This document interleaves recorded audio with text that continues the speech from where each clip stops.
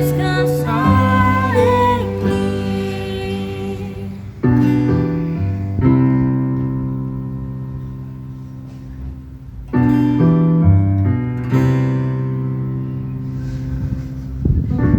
Não temas quando, enfim, tiveres que tomar decisão. Entregas tudo a mim, confia de todo o coração. É meu, somente meu, todo o trabalho. E o teu trabalho é descansar em mim. É meu, somente meu, todo o trabalho. E o teu trabalho é descansar em mim. É meu, somente meu, todo o trabalho. E o teu trabalho é descansar em mim. É meu, somente meu, todo o trabalho. O teu trabalho é descansar em mim. Que nós saibamos, Pai, como descansar na Tua presença, Deus. Nos deitar tranquilos, sabendo que nós temos um Deus poderoso que zela e que cuida de nós, que está a todo momento atento,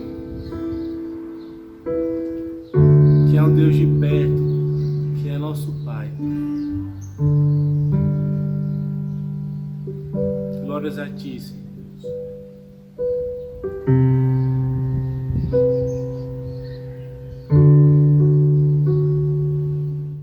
Graça e paz, meus irmãos, boa noite, que alegria poder estar com vocês, mesmo que remotamente, mas me alegra o coração saber que você está aí e que nós podemos ter esse tempo de interação, podemos participar juntos desse momento de adoração ao Senhor.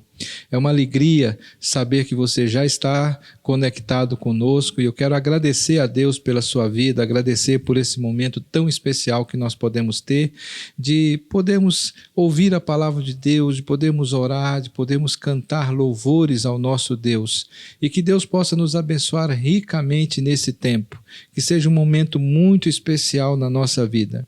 E não faz mal relembrar os irmãos, se você ainda não se inscreveu no nosso canal, se inscreva. Se você é novo por aqui, se inscreva no nosso canal, para que você possa ser abençoado, ouvir a palavra de Deus, poder louvar ao Senhor conosco.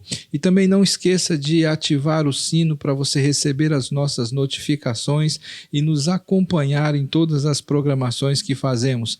E ainda agora, ative também, vá lá, dê o seu like, deixe o seu gostei, isso é importante para nós. Nós queremos contar com isso da sua parte.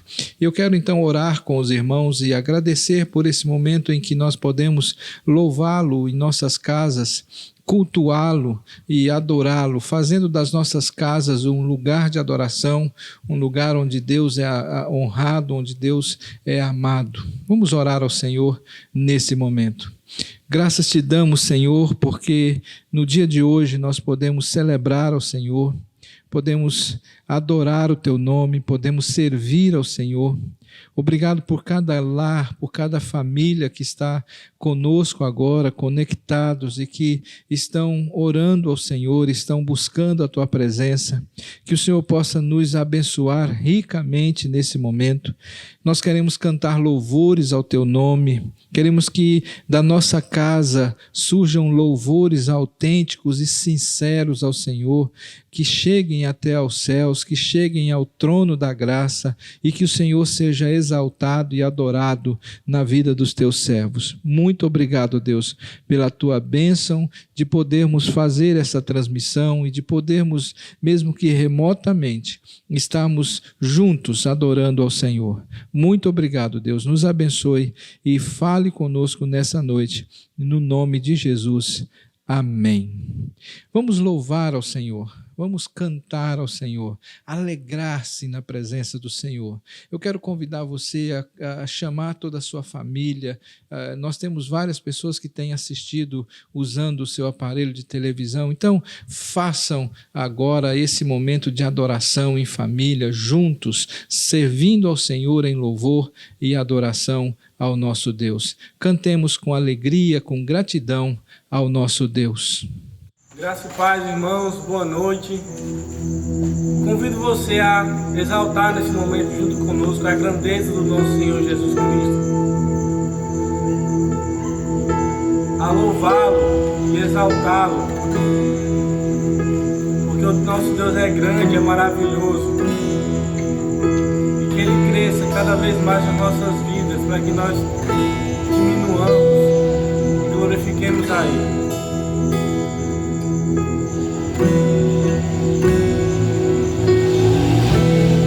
Exalta o Senhor.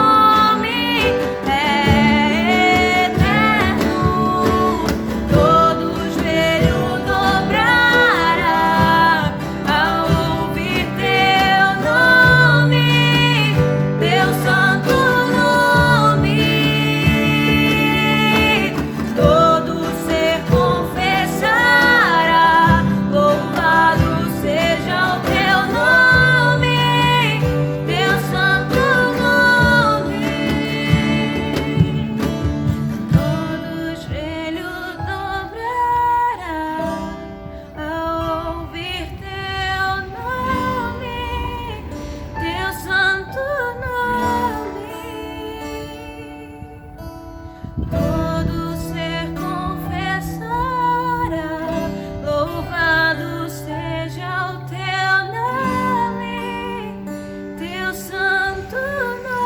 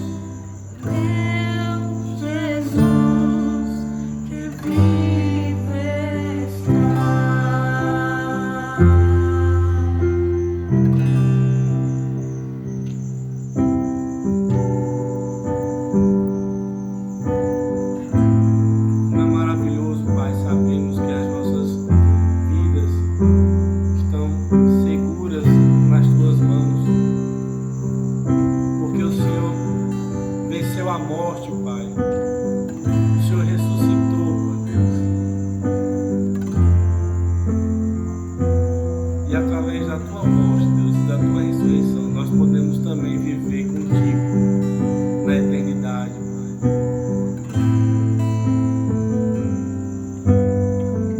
Que amor poderoso, Deus, que obra maravilhosa, Deus. Glorificado seja.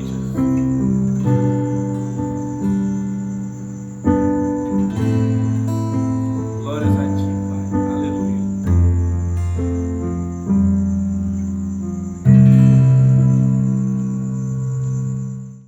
Como é bom podermos cantar louvores ao nosso Deus, como é bom poder expressar a nossa alegria, o nosso amor a Deus através dos cânticos espirituais, cânticos de adoração ao nosso Deus. Faz bem, nós aprendemos isso quando estudamos sobre os Salmos, que faz bem para o homem, faz bem para a pessoa louvar a Deus. Isso é uma grande alegria que nós temos, um privilégio que Deus nos ofertou. Outro privilégio que Deus nos deu foi o de podermos entender e aprender a sua palavra. E é isso que nós vamos fazer agora. Nós vamos ler a palavra do Senhor e ouvir a voz de Deus através da sua palavra. Eu quero convidar você a ter a sua palavra, a sua Bíblia aberta na primeira carta de João, no capítulo de número 2, a partir do verso de número 12. Nós vamos ler esse texto para podermos compreender o que João vem nos ensinando acerca da nossa comunhão com Deus. Nós já aprendemos que João está nos mostrando quais são as evidências que nós temos uma comunhão com Deus. Como é que eu posso saber se eu tenho de fato uma relação com Deus, uma comunhão com Deus? Ele já falou sobre a obediência e sobre o amor, que não é possível alguém dizer que tem comunhão com Deus, que tenha um relacionamento com Deus e não seja obediente e não ame a Deus e ao próximo.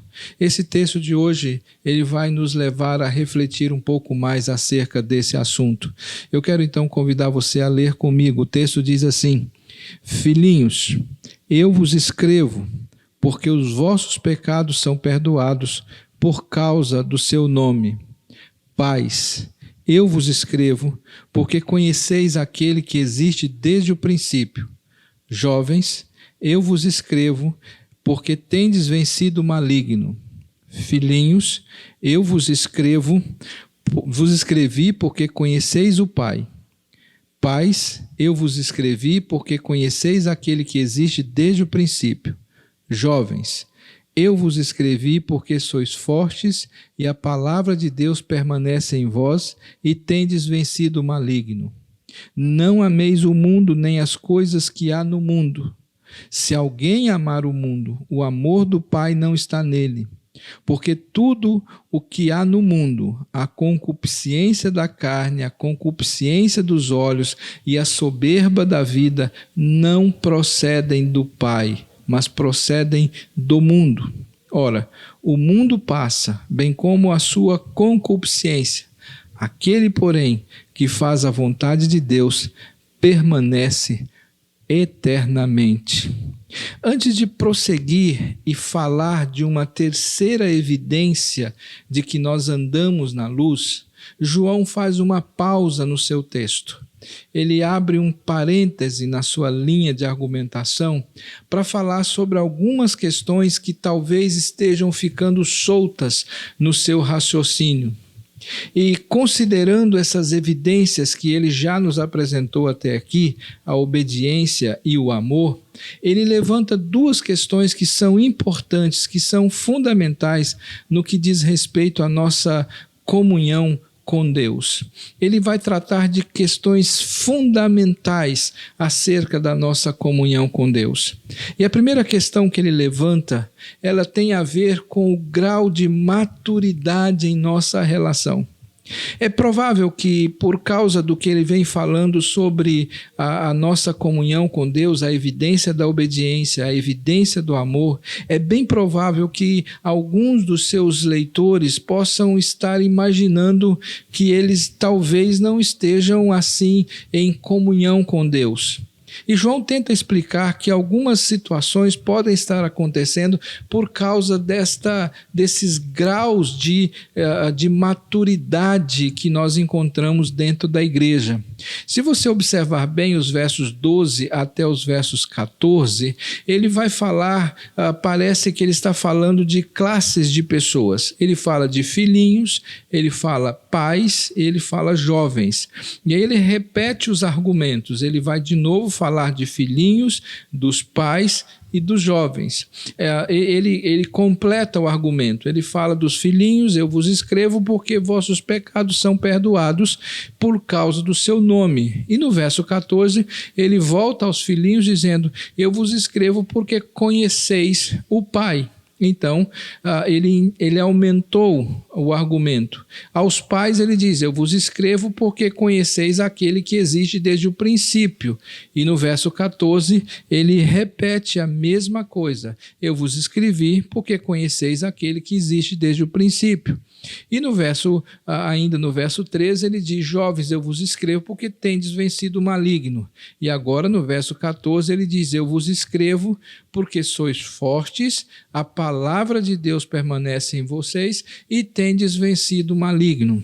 Na verdade, quando João aborda essa questão da maturidade na fé, ele faz trabalhando alguns níveis de maturidade dos crentes dentro da igreja. Existe aqui uma discordância entre os comentaristas se João está falando de faixas etárias, de pessoas realmente, de crianças, de jovens, de pais, ou se ele está falando figurativamente. Eu quero seguir por essa segunda linha, entendendo que João está fazendo uso de figuras para falar acerca de níveis de maturidade dentro da igreja. Sendo assim, as criancinhas ou os filhinhos representam aquelas pessoas que são ainda imaturas na fé, aqueles que não têm nenhuma experiência ainda na vida cristã, aqueles que estão começando a caminhada, aqueles que acabaram de nascer na fé. Entendemos que a fé cristã, ela começa, ela tem um princípio e a Bíblia chama isso de novo nascimento.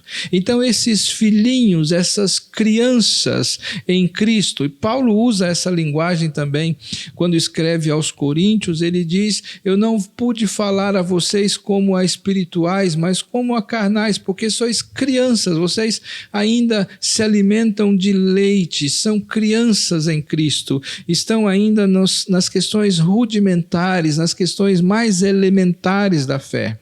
Quando ele fala então desses filhinhos, dessas crianças em Cristo, ele está falando daqueles que são imaturos na fé, daqueles que estão começando na fé. E cada um de nós começa a vida cristã como crianças pequenas. Quando estamos nesse estado espiritualmente, basta nos conhecer e nos maravilharmos no perdão dos nossos pecados e de tudo que foi preciso para que Deus nos perdoasse com a justiça que está em Cristo Jesus. No princípio da nossa vida cristã, o que nos mais interessa saber é que nós fomos perdoados. Há um desejo no nosso coração de sentirmos e de sermos impactados por esse perdão de Deus, e o perdão de Deus nos alegra profundamente, nós nos sentimos aliviados pelo o fato de termos sido perdoados. O novo convertido, aquele que está iniciando na fé, ele tem esse regozijo pelo perdão de Deus, ele se alegra por saber que Deus perdoou a sua multidão de pecados, lavou, ele se sente leve, ele se sente uma pessoa livre, liberta daqueles pesos de culpa que recaíam sobre os seus ombros. A questão é que se nós não regozijamos com isso, se nós não nos alegramos com esse perdão, tem alguma coisa errada.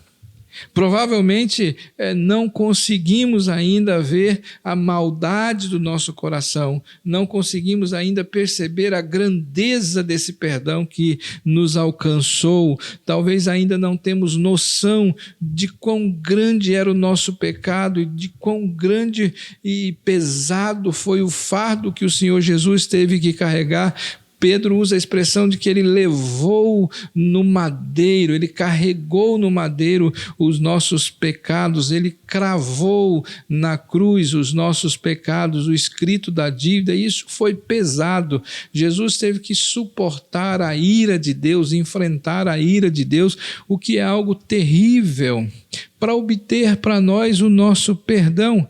É como se nós, ao entendermos isso, nós ficássemos obcecados por gratidão. Se há uma coisa que nós vemos no novo convertido, nessa pessoa que está na igreja, que ainda está nesse nível de imaturidade, porque acabou de encontrar Cristo, se há alguma coisa que nós encontramos nele, é gratidão por ter sido perdoado por Deus. E é bom falar sobre isso, porque todos nós passamos por essa fase. Todos nós passamos por esse caminho, todos nós tivemos esse momento de alegria, de gozo por sentirmos o perdão de Deus nas nossas vidas. Nessa primeira etapa do crescimento espiritual, nós aprofundamos as nossas raízes em Cristo, nós vamos jogando nossas raízes para o fundo, para profundidade do amor paternal de Deus, no cuidado de Deus para conosco. Por isso ele diz no verso 14, não só como ele disse no verso 12, que os filhinhos ele está escrevendo porque eles tiveram os seus pecados perdoados, mas também porque essas crianças em Cristo, elas estão conhecendo Deus, elas estão começando a lançar suas raízes e se aprofundarem no Senhor Jesus Cristo, se aprofundarem no conhecimento do Senhor Jesus, e isso vai gerando nelas robustez, e elas começam a crescer e se desenvolverem espiritualmente. O novo convertido, ele começa a conhecer o nosso Pai cuidadoso, começamos a ver como Deus cuida de nós e vamos nos tornando filhos dependentes desse Pai maravilhoso. Então, o primeiro nível de maturidade que nós encontramos dentro da igreja é este nível básico, esse nível inicial de criança. O que não podemos é permanecer nesse estado. Uma criança saudável, ela vai crescer, ela vai se desenvolver espiritualmente e ela vai se tornar um adulto, ela vai chegar a um ponto de maturidade.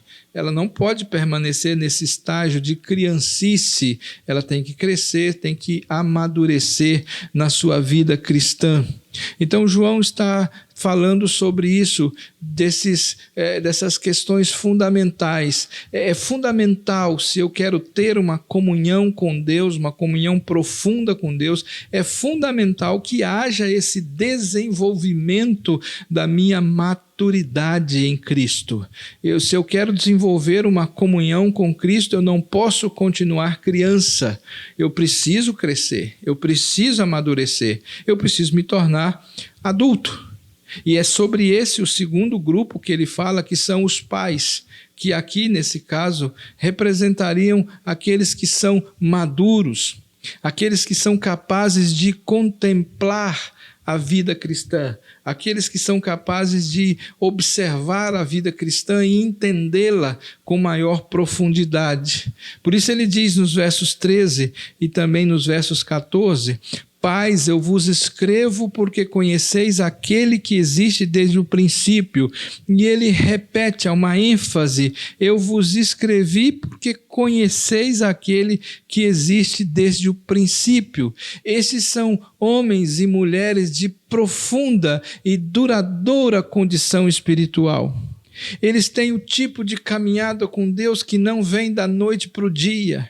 São experientes, são experimentados na fé, têm longos anos na vida cristã, já caminharam, já passaram por circunstâncias difíceis, já lutaram, já venceram várias lutas, já venceram várias questões do pecado, já mudaram de vida, já se aprimoraram, já se aproximaram de Deus, já conheceram questões da Escritura que até tempos atrás, na sua meninice, ele não podia imaginar que aquilo existisse. Esses são como grandes carvalhos do Senhor, que cresceram, que se tornaram grandes, cresceram e agora são grandes e fortes com o passar dos anos. São aquelas pessoas que estão na igreja, que são pedra fundamental, que são baluartes, que são exemplos, que são testemunhas, que por causa da sua vida cristã duradoura, da sua vida cristã profunda, servem de exemplo para aqueles que estão começando. Um dia eu quero ser fiel como este, eu quero que a minha vida cristã seja duradoura, seja profunda, seja longa como a deste homem, desta mulher. Porque eles são aqueles que já passaram muito tempo na presença do Senhor, que estão servindo ao Senhor por toda a sua vida. Alguns começaram lá na mais tenra infância, eram crianças quando chegaram à igreja e hoje já são idosos na idade e nunca abandonaram ao Senhor, têm uma vida longa, conhecem profundamente ao Senhor. E por isso ele diz: vocês o conheceram. E é nisto que consiste a maturidade espiritual. É nisto que consiste essa maturidade, que tem raízes, que tem profundidade. Um crente maduro, um crente experiente, um crente de fato experimentado, ele tem essas características, ele conhece a Deus. Não tanto um conhecimento intelectual, embora faça parte, mas uma profundidade na comunhão com Deus. Aquelas pessoas que quando você conversa com elas, você percebe que ela tem comunhão com Deus, porque ela fala da parte de Deus, ela compreende as coisas na perspectiva de Deus. Eles têm uma profundidade na comunhão, no relacionamento dele com o Senhor Jesus Cristo. Essas pessoas, elas amadureceram, elas chegaram a um nível de maturidade em que elas estão desfrutando dessa plenitude, desse relacionamento profundo com o Senhor. Eu diria, meus irmãos, que não há substituto para os anos, para esses anos de relacionamento experiencial com o Senhor Jesus Cristo. Quanto mais se passa, quanto mais tempo vivemos na presença de Cristo, mais aumentamos a nossa comunhão com Ele, mais aumentamos o nosso conhecimento dEle, mais aumentamos o nosso amor por Ele. E a repetição que ele faz no verso 14 certamente é para mostrar ênfase que ele quer dar a esse assunto. O relacionamento com Jesus Cristo que as pessoas nessa fase de crescimento, de maturidade espiritual têm, é verdadeiro, é profundo. Você que é criança na fé, tem que se aproximar desses adultos, desses que amadureceram na fé, que foram provados, que foram forjados pela fé, que suportaram angústias, que suportaram dificuldades, que passaram pelo moinho de Deus, como aprendemos na quinta-feira, que foram moídos por Deus, mas que suportaram isso e que agora estão firmes no Senhor, convictos da fé, experimentados. Esses precisam ser o nosso alvo, preciso me aproximar dessas pessoas e com elas aprender e crescer na fé. Paulo, quando escreve a carta aos Filipenses, ele diz que ele podia considerar todas as suas realizações espirituais, toda a sua vida anterior, ele poderia considerar tudo isso como lixo em comparação com a grandeza de apenas conhecer a Jesus Cristo, de apenas conhecer a verdade de Jesus Cristo. Ele se sente satisfeito com isso. Isso para ele é a grande realização da sua vida. E ele fala de um terceiro nível de maturidade, que são os jovens, que nesse caso aqui representam aqueles que se encontram na verdadeira força da vida cristã, aqueles que estão no ápice da força da vida cristã. Ele diz duas coisas interessantes sobre esses jovens. Primeiro, ele diz: jovens, eu vos escrevo porque tendes vencido o maligno. E aí ele acrescenta: não só vencido o maligno, vocês são fortes e a palavra de Deus permanece em vós e por isso tendes vencido. o maligno. Esses são homens e mulheres que não são mais filhos pequenos, não são mais crianças na fé, não são mais imaturos, mas ainda não atingiram o ápice da maturidade, ainda não alcançaram aquele ponto maior de maturidade. Eles são da linha de frente da obra de Deus. São aqueles que empunham a espada e que vão para a batalha da obra do Senhor. São soldados prontos para a batalha da obra do Senhor. Eles estão engajados na batalha com o maligno, estão lutando profundamente contra as coisas que o maligno tenta despertar dentro de si. Esse é o ponto do crescimento, da maturidade, em que nós estamos fazendo as grandes transformações, que as grandes mudanças de Deus estão sendo operadas na nossa vida. É aquele momento da nossa maturidade em que nós estamos deixando as coisas de menino e estamos nos preparando para a fase de adultos. É aquele momento em que nós estamos sendo transformados e sendo forjados no campo de batalha. Não se envia crianças pequenas para a guerra, não se manda os novos convertidos para o fronte de batalha, os neófitos não são convidados para esse ponto ainda, mas também não mandamos os velhos para a linha de frente. O grande esforço acontece, o maior custo, a maior força é esperada destes jovens, esse ponto, esse nível de maturidade daqueles que estão com todo vigor lutando para se permanecerem no Senhor, se firmarem no Senhor e andarem firmemente no Senhor. E talvez seja por essa razão que muitos têm procurado permanecer na infância espiritual, permanecer como crianças o máximo de tempo possível. Isso é um erro que se comete. Você precisa crescer, você precisa deixar de ser criança e se tornar um jovem na fé, se tornar um jovem nesse processo de maturidade, para que você possa lutar as grandes batalhas, vencê-las, vencer o maligno, vencer as lutas internas, as lutas interiores e progredir rumo à perfeita varonilidade em Cristo Jesus. Esses jovens superaram os inimigos espirituais que procuravam destruir a sua vida espiritual. Eles lutaram ferrenhamente, lutaram até ao ponto de irem ao sangue para que a sua vida, para que a sua fé fosse forjada, fosse purificada e eles pudessem alcançar a perfeita maturidade no Senhor Jesus Cristo. Esse é um trabalho, é um esforço. Eles sabem, esses jovens, nesse estágio, nesse ponto da nossa maturidade, eles sabem que lutar contra Satanás e os seus emissários que lutam para impedir que nós sejamos parceiros de Deus. Mas João diz que eles venceram o maligno e fizeram isso através da força que vem a eles, através da Escritura, através da palavra de Deus. A palavra de Deus é a nossa fonte de força espiritual. Ninguém é forjado por si mesmo. Ninguém chega à maturidade por seus próprios esforços. Ninguém chega à maturidade pela força da sua mão. É a palavra de Deus que nos dá essa força. É a palavra de Deus que forja em nós o nosso caráter. Ele vai nos preparando para essa maturidade em Cristo Jesus.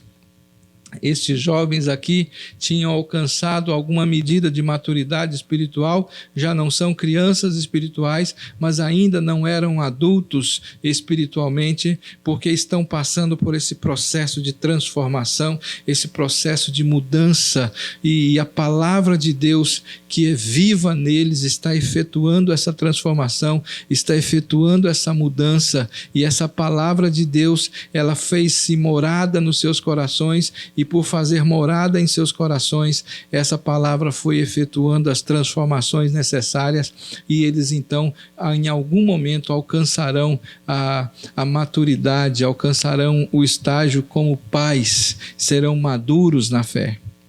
Isso é uma questão essencial, meu irmão, essa é uma questão fundamental se você quer ter comunhão com Deus. Se você quer evidenciar esse andar na luz de obediência e de amor, é essencial que você cresça, que você amadureça. Se você não desenvolver essa maturidade, se você não desenvolver esse crescimento espiritual, a sua comunhão com Deus vai ser sempre uma comunhão, de certa forma, pequena, cheia de percalços, cheia de lutas, cheia de dificuldades, e você não vai alcançar essa comunhão que algumas pessoas conseguem alcançar. Qual o segredo? Por que eles alcançaram e eu não? Porque eles progrediram na fé. Essa progressão na fé, essa maturidade na fé é essencial para a nossa comunhão com Deus. Ela é fundamental para que eu possa amar a Deus, para que eu possa obedecer os mandamentos de Deus. Sem essa maturidade eu não consigo alcançar essas evidências da comunhão com Deus. Mas João nos apresenta uma segunda questão sobre isso, que tem a ver com a ameaça que o mundanismo oferece ao nosso relacionamento com Deus. Se por um lado, para que eu tenha essa comunhão com Deus, para que eu possa evidenciar que ando na luz, que obedeço a Deus, que amo o meu próximo, é necessário que eu cresça, que eu progrida na fé, é necessário também que eu entenda que a minha fé sofre constantes ameaças, e uma dessas ameaças é o mundanismo. E é disso que ele trata nos versos 15 aos versos 17, quando ele diz: não ameis o mundo, nem as coisas que há no mundo. Se alguém amar o mundo, o amor do Pai não está nele, porque tudo que há no mundo, a concupiscência da carne, a concupiscência dos olhos e a soberba da vida, não procede do Pai, mas procede do mundo. Ora, o mundo passa, bem como a sua concupiscência. Aquele, porém, que faz a vontade de Deus permanece eternamente. João nos disse que se caminharmos na escuridão do pecado, e se afirmarmos que temos comunhão com Deus, somos mentirosos. Ele disse isso lá no capítulo 1, no verso 6.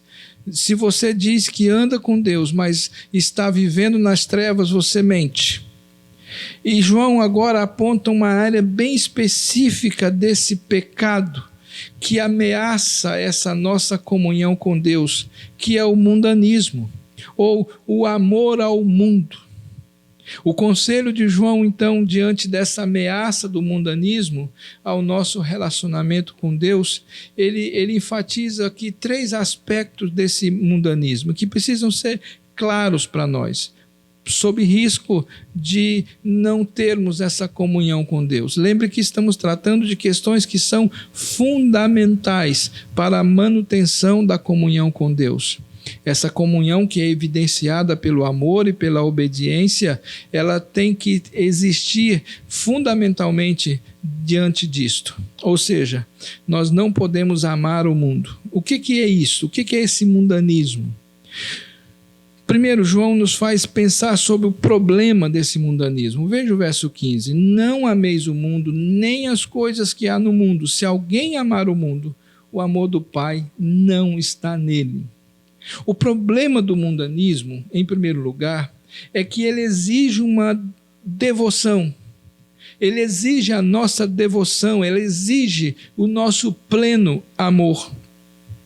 Não amar o mundo é não amar o sistema do mundo e nem a maneira de fazer as coisas como o mundo faz. Não amar o mundo não significa não gostar das coisas que estão aí, não gostar de praia, não gostar de ir numa cachoeira. Não é nada disso. É não gostar do sistema do mundo, desse sistema anti-Deus que se estabeleceu no mundo. Esse mundo que é governado pelo inimigo das nossas almas. Ele é o príncipe deste mundo. Não amar o mundo é isto.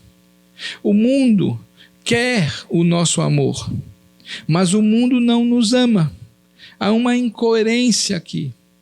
Esse amor ao mundo, ele vai exigir de nós tempo, atenção, dedicação, envolvimento, dinheiro.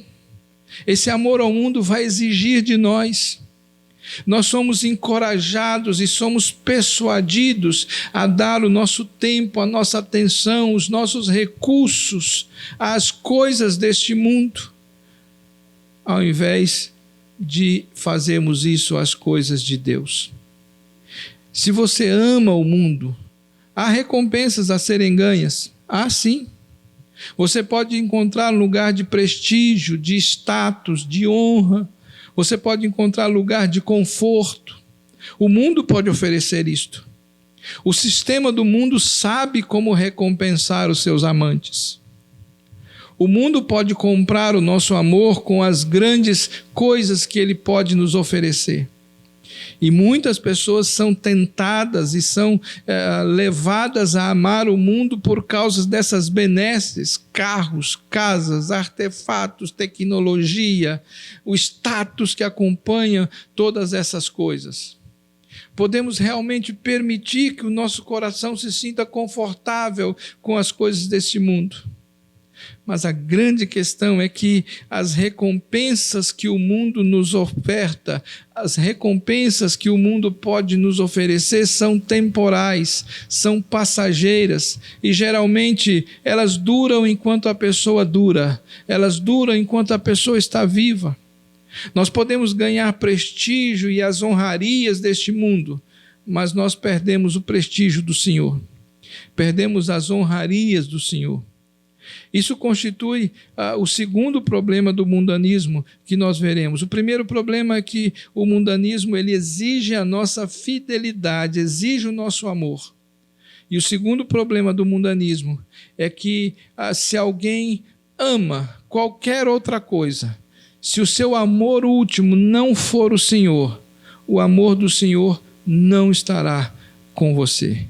Se alguém ama qualquer coisa que não seja o Senhor, se você coloca o seu amor em qualquer coisa que não seja o Senhor, se o seu amor último, aquele amor mais profundo do seu coração, não for o Senhor, saiba que o amor do Senhor não estará em você. O amor pelo mundo é incompatível com o amor a Deus. Como o Senhor Jesus disse lá no Evangelho de Mateus, ou você ama um e aborrece o outro. Não é possível amar as duas coisas ao mesmo tempo. Ou você ama o mundo, ama esse sistema, ama esse jeito de viver, ama essa forma de se comportar, ou você ama o Senhor. Não tem como amar os dois ao mesmo tempo. Ou você decide amar a Deus, ou você decide amar o mundo. Portanto, se alguém afirmar que ama a Deus e ainda ama o mundo também, há algo de errado com a afirmação de amar a Deus. Não é possível. Ou você ama o mundo e aborrece a Deus, ou você ama a Deus e aborrece o mundo. Quando o cristão, e aqui eu quero dizer cristão entre aspas, ama o mundo, esse é um amor não correspondido. É interessante, eu disse agora há pouco que o amor pelo mundo é incompatível, porque há uma incoerência aqui. O mundo cobra o nosso amor, mas ele nos odeia.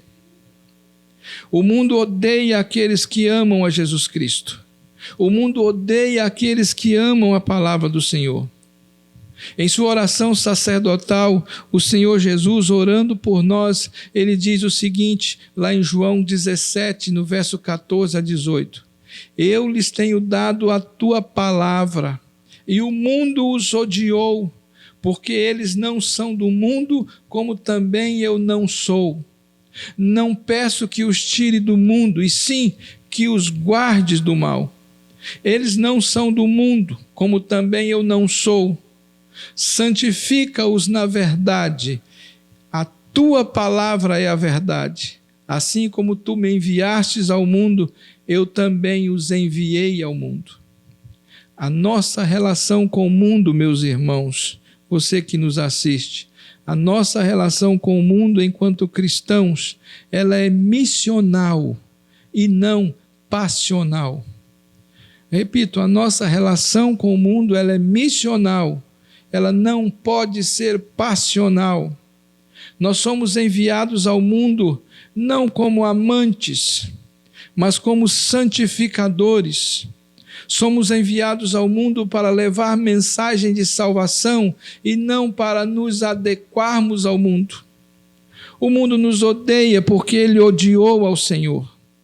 O mundo odiou o Senhor porque o Senhor apontou para os seus erros, questionou as suas más obras, e o mundo odiou o Senhor e virou as costas para ele. E a mesma coisa o mundo faz com aqueles que amam a Jesus Cristo. A nossa pátria, ela é celestial. A nossa pátria não é este mundo. A nossa pátria não é este mundo. A nossa pátria, como diz Paulo, é onde Cristo está. Por isso ele diz: pensai nas coisas do alto, onde Cristo está. Lá é a nossa pátria, lá é a nossa terra prometida, não aqui. Nós não pertencemos a este mundo. O problema deste mundo é que ele exige amor. E ao fazer a exigência desse amor, ele nos coloca numa questão e num dilema. Se eu amar o mundo, eu não terei o amor de Deus. E se eu amar a Deus, eu não terei o amor do mundo. Esse é o problema que o mundanismo nos oferece, porque ele nos deixa numa encruzilhada. Obviamente, a melhor decisão é amar a Deus. João também nos fala do caráter desse mundanismo. Veja o verso 16, ele diz: porque tudo o que há no mundo, a concupiscência da carne, a concupiscência dos olhos e a soberba da vida não procedem do Pai, mas do mundo. O caráter do mundanismo se manifesta por meio de desejos da carne, desejos dos olhos, pela arrogância do coração humano. A palavra concupiscência é sinônima de desejo, de paixão. Então, tudo que há no mundo é resultado dessa paixão da carne, desse desejo da carne, dessa paixão dos olhos, desse desejo dos olhos, dessa cobiça do coração. Esse é o caráter do mundanismo. E esses desejos, eles intencionam sempre nos aproximar do pecado e nos distanciar do relacionamento com o nosso Deus. A ideia, por exemplo, por trás desse orgulho da vida é de alguém pensar ter superioridade sobre os outros, principalmente tentando impressionar os outros por meio de suas aparências, por meio das coisas externas que ele apresenta. Para se ter uma ideia de como o mundo funciona nesses termos que João coloca, de cobiça dos olhos, cobiça dos desejos da carne, da cobiça, da arrogância do coração, basta olhar os comerciais publicitários que nós vemos nas programações das televisões. Eles provavelmente, se você for observar, eles sempre fazem apelos aos desejos da carne, aos desejos dos olhos, ao orgulho da vida. E pode observar que os anúncios que fazem maior sucesso são aqueles que conseguem, em um único anúncio, fazer o apelo a esses 3 desejos da humanidade. Este aspecto do mundanismo, se você for curioso, você vai perceber que eles já estavam presentes no episódio da queda da humanidade. A sequência com que se desenrolou o episódio da queda lá em Gênesis João segue basicamente o mesmo roteiro que foi apresentado lá no Gênesis. Lembrando, só para lembrar o texto de Gênesis 3, verso 6, está escrito: vendo a mulher que a árvore era boa para se comer, agradável aos olhos, e a árvore era desejável para dar entendimento, tomou-lhe do fruto, comeu e deu também ao marido, e ele comeu. Vejam que o João segue esse mesmo roteiro para falar sobre esses desejos que caracterizam o mundanismo. O texto de Gênesis diz que a mulher, vendo que a árvore era agradável ao paladar, ela tomou do fruto proibido quando viu que a árvore era boa para a alimentação. Talvez ela tivesse tentado imaginar qual seria o sabor, qual seria a textura daquela fruta e como aquilo iria satisfazer os seus desejos. ela foi atrás da cobiça da carne. O texto de Gênesis também diz que ela viu que o fruto era agradável aos olhos, e ela tomou desse fruto proibido quando viu que esse fruto era agradável, era bonito. Ela viu como ele era bonito e desejável, ou seja, isso agradou o seu senso estético, e ela foi atrás da cobiça dos seus olhos. E o texto de Gênesis também diz que ela viu que esse fruto era agradável para dar entendimento. Ou seja, ela tomou desse fruto quando ela acreditou que ele era desejável para torná-la sábio.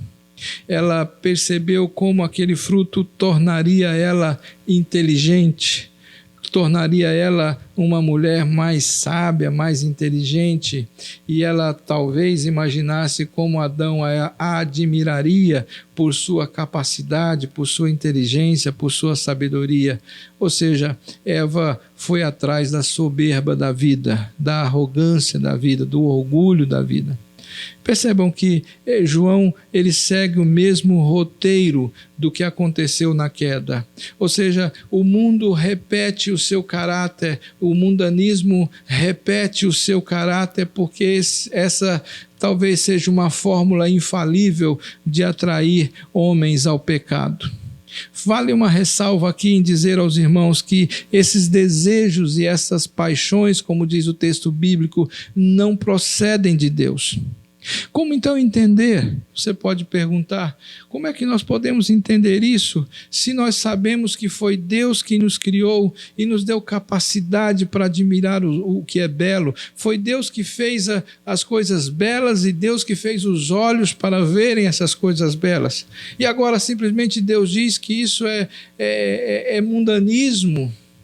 Como é que eu posso conviver com isso se foi o próprio Deus que nos ordenou a admirar o que é artisticamente belo, se foi o próprio Deus que nos habilitou, mais do que isso, nos ordenou a cultivar e a desenvolver a criação, e agora vem o Senhor e diz, esse negócio é soberba do coração, é soberba da vida. A resposta está no fato ou no motivo pelo qual encaramos esses preceitos de Deus.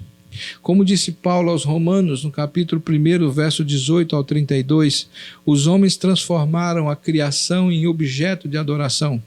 Eles substituíram o Criador pela criatura. Por isso, os homens se tornaram condenáveis diante de Deus, porque utilizaram aquilo que Deus fez e que é bom para perverter a justiça e caminharem na injustiça. Esse é o caráter do mundanismo, ele perverte a criação de Deus, fazendo com que o homem deixe de amar a Deus para amar a si mesmo e ao sistema anti-Deus. Mas João também nos fala sobre a loucura desse mundanismo, não apenas do seu problema que nos coloca numa encruzilhada, mas e não só também do seu caráter, que é a raiz, a origem do pecado, da separação de Deus, mas fala da sua loucura. E o verso 17 retrata isso quando ele diz, ora, o mundo passa, bem como a sua concupiscência. Aquele, porém, que faz a vontade de Deus, ao contrário, permanece eternamente. Ou seja, a loucura do mundanismo ela é percebida pelo fato de as pessoas amarem o que é transitório, se envolverem com aquilo que é passageiro. O que investimos no mundo é sempre passageiro. Nada nesse sistema mundano é duradouro. Os homens que amam o mundo amam algo que pode durar, que não pode durar para sempre. Amam aquilo que é temporal, aquilo que se esvai, aquilo que vai sumir, como a neblina no início do dia, quando o sol raia, ela desaparece, ou como diz o profeta Isaías, é como a flor que de manhã está viçosa, mas à tarde seca e o vento leva. Tudo nesse sistema mundano é passageiro, não dura para sempre. E as pessoas investem tempo, investem dinheiro, investem toda a sua vida em algo que não pode durar para sempre. Um exemplo clássico disso que nós podemos retirar é da vida de Ló. A Escritura nos diz que quando os pastores de Ló e os pastores de Abraão entraram em conflito por causa das terras, Abraão propôs que eles se separassem e deu a Ló o direito de escolher para onde ele gostaria de ir. Ló escolheu aquilo que pareceu ser mais favorável, mais lucrativo para ele, sem considerar os aspectos espirituais que estavam envolvidos nessa decisão.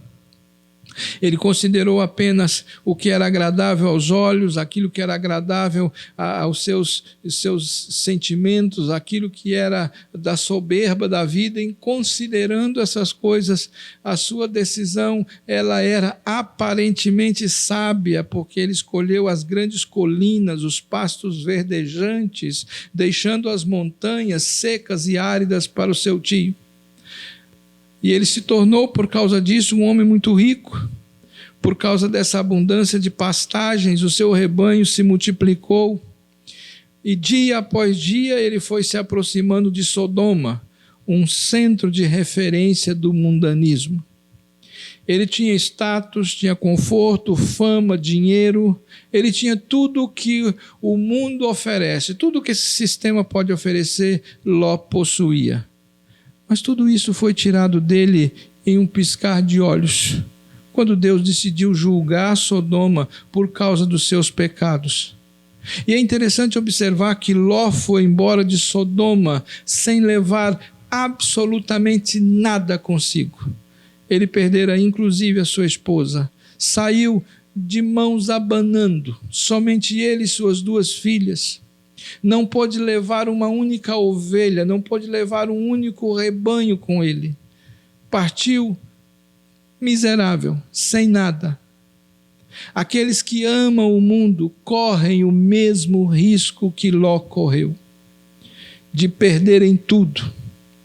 Mas ao contrário dos amantes do mundo, aqueles que amam a Deus vivem na estabilidade, porque Deus não vacila.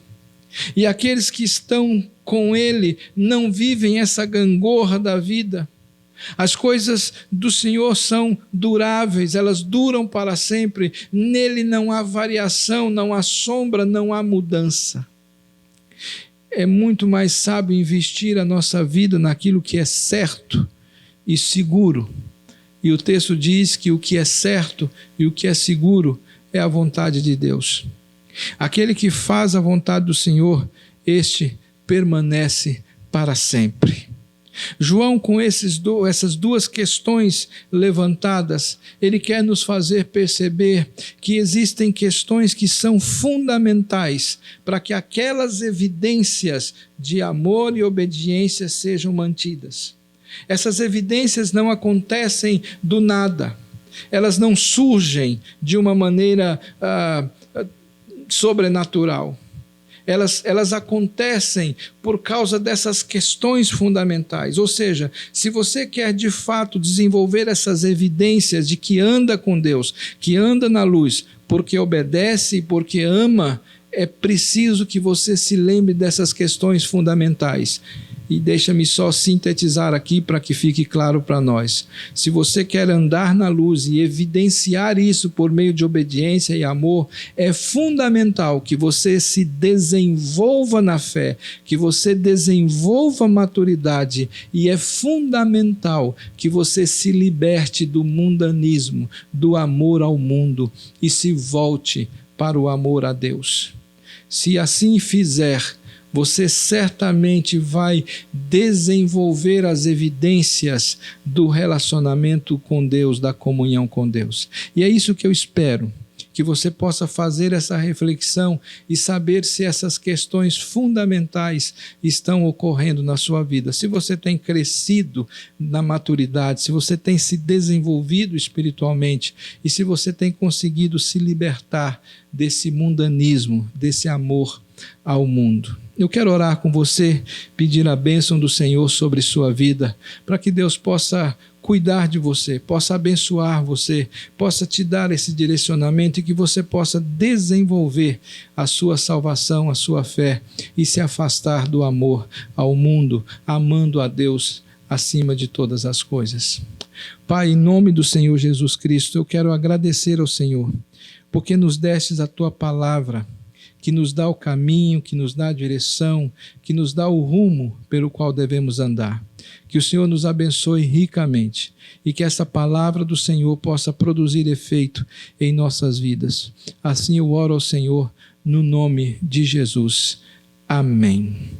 Antes de terminar, eu quero mais uma vez orar, como tenho feito em todas as nossas transmissões, orar pelo nosso país, pelo nosso estado, pela nossa cidade, para que Deus esteja dando a nós a segurança, para que Deus esteja nos libertando dessa situação que estamos vivendo, que Deus possa tocar o coração dos nossos governantes, para que eles possam agir com prudência, com sobriedade, como instrumentos de Deus para o nosso bem.